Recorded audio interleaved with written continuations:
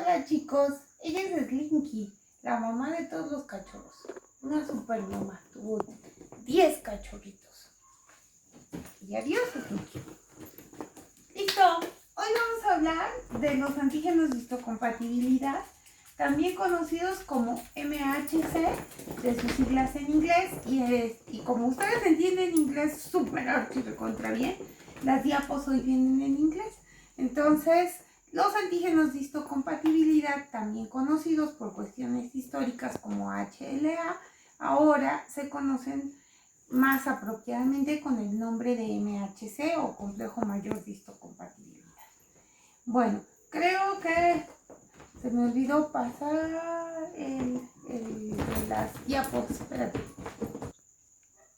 Bueno, ya habíamos comentado que por cuestiones históricas se les conoce también como antígenos de histocompatibilidad y son un grupo de genes que se encuentran en todos los mamíferos y que son los responsables de reconocer lo propio de lo extraño.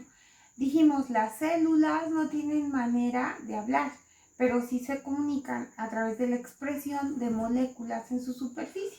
Todas nuestras células, para decirle al sistema inmune que son nuestras, muestran un patrón llamado antígenos de histocompatibilidad. Entonces, todas nuestras células nucleadas lo van a tener y también lo van a tener las células involucradas en la respuesta inmune. Esos antígenos de histocompatibilidad o MHC le dicen a nuestro sistema inmune que es nuestro, que es propio. Bueno, entonces, este MHC se encuentra codificado en el cromosoma 6 en el humano. Bueno, y están organizados en 3 clases. Y tenemos a los genes que codifican para el MHC clase 1, clase 2 y clase 3. Los MHC clase 1 son glicoproteínas que se expresan en todas las células nucleadas. Y esto es bien importante porque ¿qué célula no tiene núcleo de las que ustedes recuerdan muy fácilmente? Los eritrocitos. Y eso es bastante bueno porque gracias a que no expresan MHC, nosotros podemos recibir sangre de otra persona y podemos donar sangre a otro individuo. Los MHC clase 2 también son glicoproteínas que se expresan principalmente en células involucradas en la respuesta inmune, como quienes, como macrófagos, como linfocitos B y como células dendríticas. Su principal función es la presentación antigénica, los MHC clase 2. Y los MHC clase 3, sus genes codifican para proteínas que puede que estén involucradas en la respuesta inmune, como el sistema del complemento, como moléculas que tienen algo que ver en la respuesta inflamatoria o bien en proteínas de choque térmico, ¿sale? Entonces, estos dos se parecen mucho y estos para nada, ¿sí? ¿Sí se acuerdan de la canción del sorullo? Pues este es el sorullo, los MHC clase 3, ya me han dicho en mi pantalla. Bueno, los MHC clase 1 los vamos a encontrar que se encuentran codificados en 3 regiones, ¿sale? La región A, B y C. Y los MHC clase 2, los genes están o se encuentran en las regiones de R, de P y de Q. Tanto clase 1 como clase 2 se parecen en ciertos aspectos, ¿sí? Y los vamos a ver a continuación. Ambos están involucrados en la presentación antigénica, mientras que los clase 3 no se parecen para nada a los clase 1 ni a los clase 2. Dijimos, codifican para componentes del complemento, para TNF, que es el factor de necrosis tumoral, y para proteínas de choque térmico, ¿sí? Entonces, aquí tenemos los MHC clase, los HLA o MHC, ¿sí? Los clase 1, que dijimos que los productos se encuentran entre regiones A, B y C y codifican, obviamente, para proteínas o glicoproteínas. Los clase 2 en las regiones de P, de Q y de R y codifican para glicoproteínas también.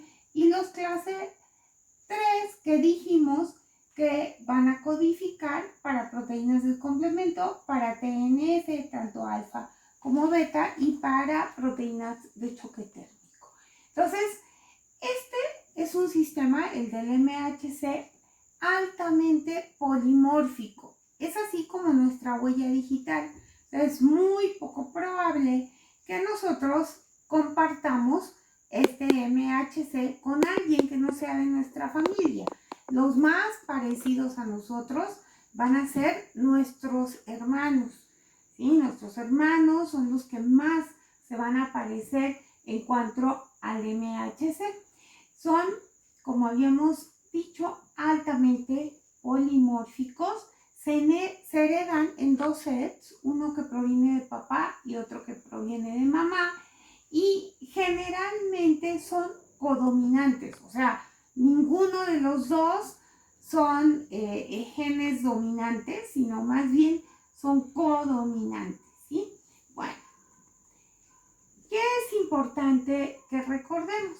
Bueno, nosotros, si tenemos de parte de nuestro papá A y B, ¿sí?, como haplotipos, y de parte de nuestra mamá C y D, la progenie, ¿cómo puede salir?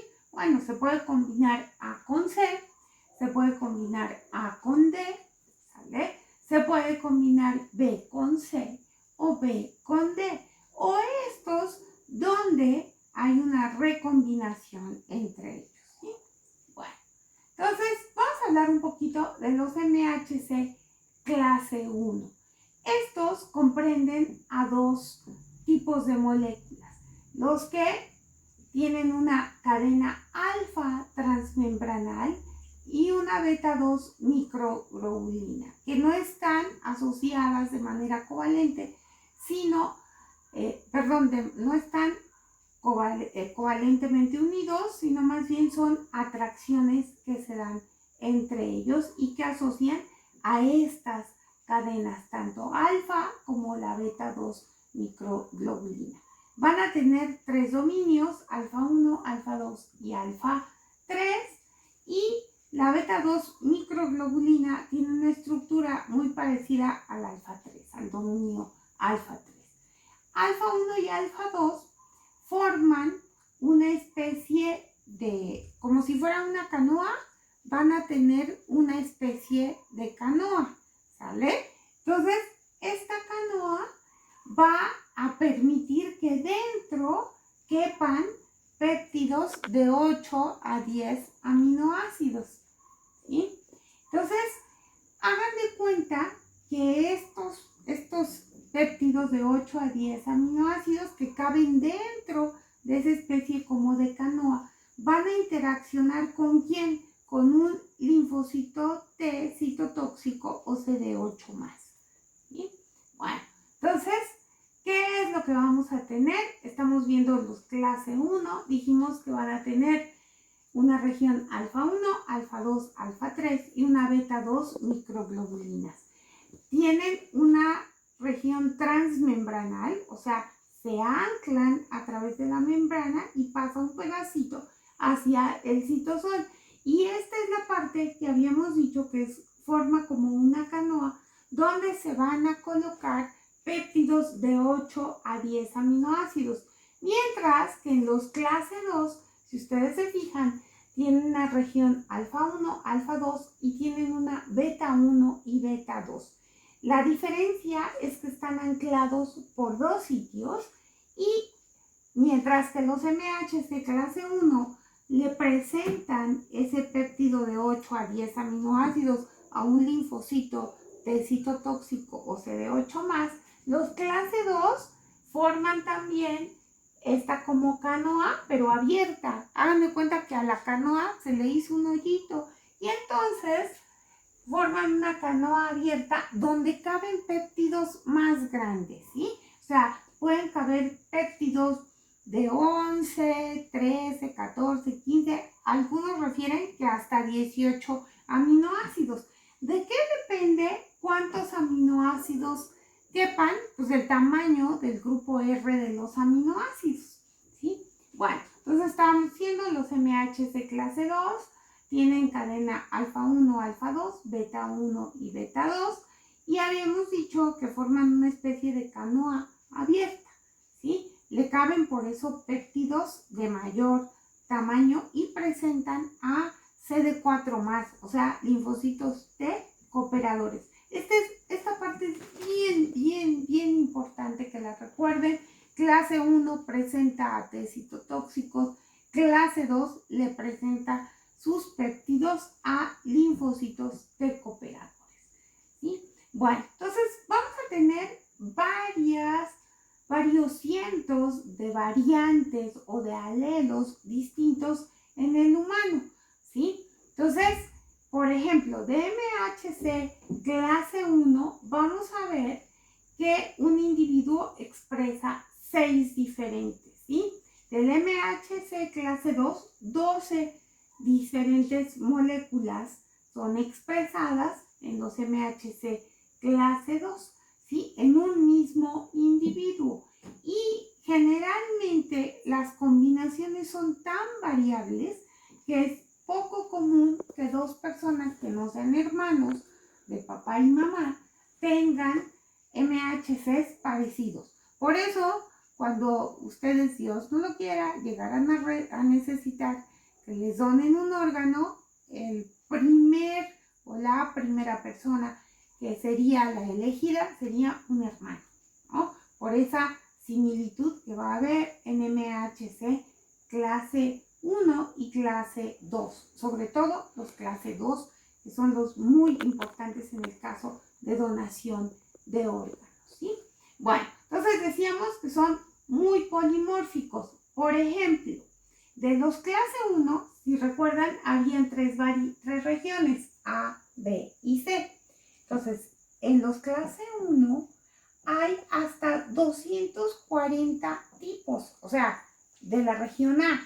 O sea, yo puedo ser A25 y a lo mejor mi esposo es A58, entonces nuestros hijos serán A25 y 58. Pero ¿qué pasa si otra pareja es A240, la mujer, y el hombre va a ser A13? Bueno, entonces sus hijos van a tener esa combinación distinta. Pero imagínense cuántas variables hay de esta región 240, ¿vale? Si ven que se mueve la pantalla, no se preocupe, no está temblando. Bueno, de la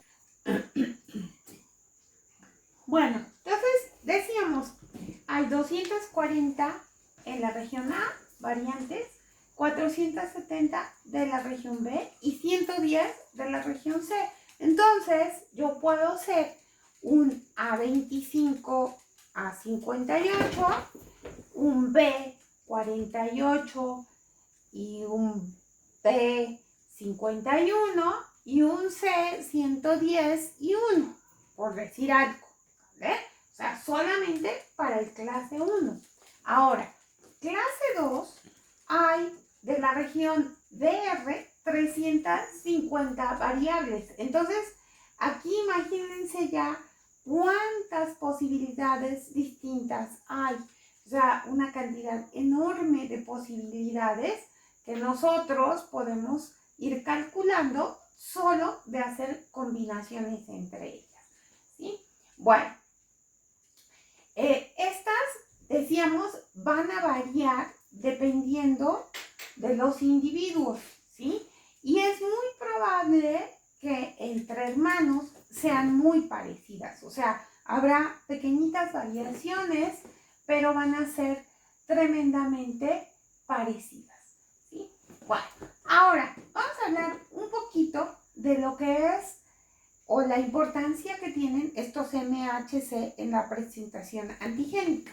Ya dijimos que el sistema inmune reconoce lo propio de lo no propio, ¿sí? Entonces, lo primero que hacen las células de nuestro sistema inmune es ver qué tipo de MHC están expresando nuestras células, para así decir, tu sistema inmune no ataques a Lilia. Lilia es nuestra, tiene nuestros mismos MHC, tanto clase 1 como clase 2, ¿sí? Por eso, cuando nosotros recibimos un trasplante, podemos rechazarlo tan fácilmente, porque es muy difícil que coincidan exactamente la región A, la B, la C, de R, de P y de Q, ¿sí? Entonces, es muy complicado. Por eso, cuando uno va a recibir un trasplante, una vez que lo recibió, a la persona se le inmunosuprime y esa inmunosupresión es de por vida. O sea, una persona trasplantada a lo mejor le disminuyen la dosis de los inmunosupresores, pero no se las van a retirar porque nunca se va a encontrar a alguien idéntico a él, a menos de que sea un hermano, ¿verdad? Ahí es más probable. Ahora, vamos a platicar un poquito de esa canoa que se forma en los MHC clase 1 y en los MHC clase 2.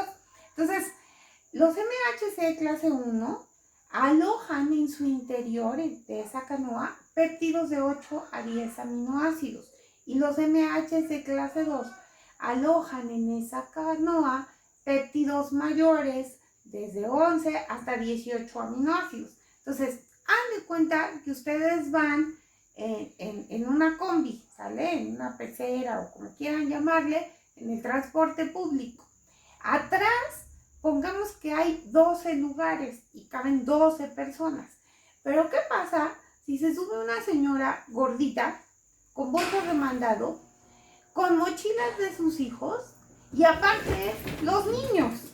¿Sale? Esa señora, en lugar de ocupar un lugar, va a ocupar un lugar y un pedazo, o un lugar y medio, o casi 2 lugares, y entonces ya no van a caber 12 personas, van a caber 11 personas, ¿sale? O van a caber 10 personas, dependiendo. Entonces, eso mismo pasa aquí, en ese espacio de la canoa, el número variable de aminoácidos que caben depende del tamaño del grupo R. Acuérdense que los aminoácidos tienen grupos R chiquitos o grupos R grandotes. Puede ser un grupo R solamente de un hidrógeno, formado por un hidrógeno, o un grupo metilo, o puede ser un grupo R grandotote, como en el triptófano, que obviamente van a ocupar más espacio, ¿sí? Ahora, es muy importante que la presentación antigénica se dé. ¿Para qué? Para que una proteína que procede a lo mejor de un microorganismo sea cortada en péptidos pequeñitos. Y esos péptidos pequeñitos se le presentan a un linfocito T cooperador o a un T citotóxico para disparar la respuesta inmune adaptativa, ¿sí? Bueno, entonces eso debe quedar perfectamente claro. Ahora, en esa canoa no necesariamente todos van encajados, ¿sí? No todos los aminoácidos van interaccionando en esa canoa. Entonces, hagan de cuenta que ustedes van en el metro de la Ciudad de México o en un microbús y ya no pueden agarrarse del tubo, ¿sí? Pero hay tantísima gente que aunque no vayan agarrados no se van a caer, ¿sí? Lo mismo va a pasar aquí. Hay posiciones donde va perfectamente ensamblados los aminoácidos y otros que van libres. La 2, la 3, la 9 son bien importantes porque esas son las que impiden que ese péptido se salga de ese lugar de la canoa. Y hay otras en que no importa, ¿sale? O sea, no pueden ir perfectamente embonados y no se van a salir. Entonces, en esta diapositiva se ve mejor, miren, donde van embonaditos y los otros pueden ir libres y no se van a salir. Igual que ustedes, si van bien apretujaditos en el metro, en el metrobús, en la micro, pues no se van a caer aunque no se agarren, ¿vale? Y si se quieren caer, pues se pegan del de junto y se caigan dos. Bueno, en lugar de uno. Entonces, MHC clase 2, dijimos que aloja péptidos de más de 10 aminoácidos. El promedio es 13 a 18, ¿sí? Bueno, ahora, ¿Qué otra cosa es importante de los MHC? Ya hablamos de clase 1, clase 2. Los clase 3, los orullos, los que no se parecen ni a clase 1 ni a clase 2. Generalmente estos genes codifican la expresión de algunas citocinas como el interferón alfa, beta, gamma o como TNF. Bueno, casi para terminar, Robin les está saludando y mi otro perrito movió la cámara. Entonces, él es el culpable. Entonces, seguimos. Ya casi para concluir. Los MHC clase 3 dijimos que no se parecen en nada a los clase 1 y clase 2 y están involucrados en la expresión de algunas moléculas que puede que tengan algo que ver en la respuesta inmune y otras que no tienen que ver en la respuesta inmune, como son las proteínas de disco térmico. Pero en las que sí tienen que ver, ahí encontramos algunas citocinas como el interferón alfa, beta y gamma, el TNF o factor de necrosis tumoral, y este factor de necrosis tumoral incrementa, que es una citocina, incrementa la expresión de MHC. ¿Sí? También hay algunos virus que disminuyen la expresión de los MHC. O sea, nuestro cuerpo, acuérdense que es como ahorrativo y cuidador del bien ajeno. Entonces, no va a estar expresando una gran cantidad de MHC todo el tiempo, sino que bajo determinadas circunstancias generalmente es la presencia de algún microorganismo o de algo que nuestro sistema inmune reconoce como extraño, que se estimula a través de citocinas la expresión de MHC, tanto clase 1 como clase 2. Entonces, hay algunos virus que tienen la capacidad de disminuir la expresión de MHC y con eso producen una evasión de la respuesta inmune o una disminución de esa respuesta inmune que le va a ayudar al virus para replicarse e infectar células de manera más efectiva. Entonces, ejemplos de estos virus: citomegalovirus, virus de la hepatitis B y el adenovirus 2. Estos pueden disminuir la expresión de los MHC. Bueno, esta es, creo, la última diapositiva. Sin embargo, aquí vale la pena recordar que en el trasplante de órganos es bien importante hacer los estudios de histocompatibilidad. O sea, si ustedes recuerdan, generalmente hay una lista de personas que están en espera para recibir un trasplante. Cuando desafortunadamente una persona tiene muerte cerebral y es una persona joven, los familiares acceden en algunas ocasiones a hacer una donación múltiple. Entonces, lo que se hace es buscar a aquellos receptores que sean más parecidos a quien va a donar esos órganos.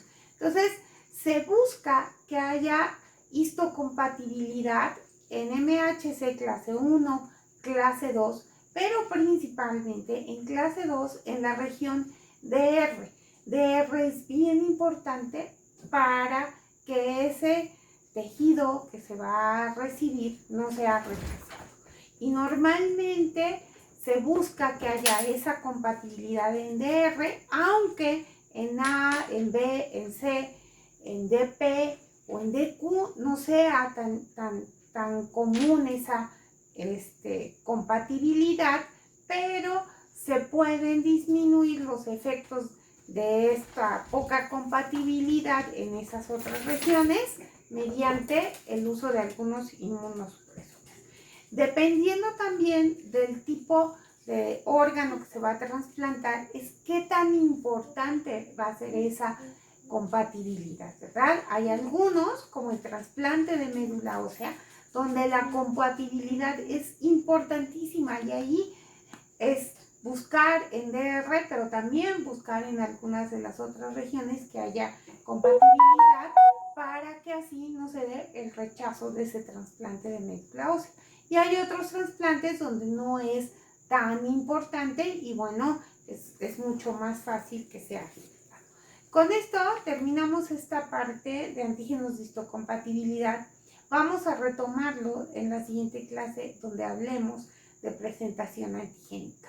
Les mando un saludo bien afectuoso, los extraño mucho y bueno, esperemos que pronto nos veamos en el Inter. Cuídense mucho, pórtense bien, espero no dejarles tanta tarea.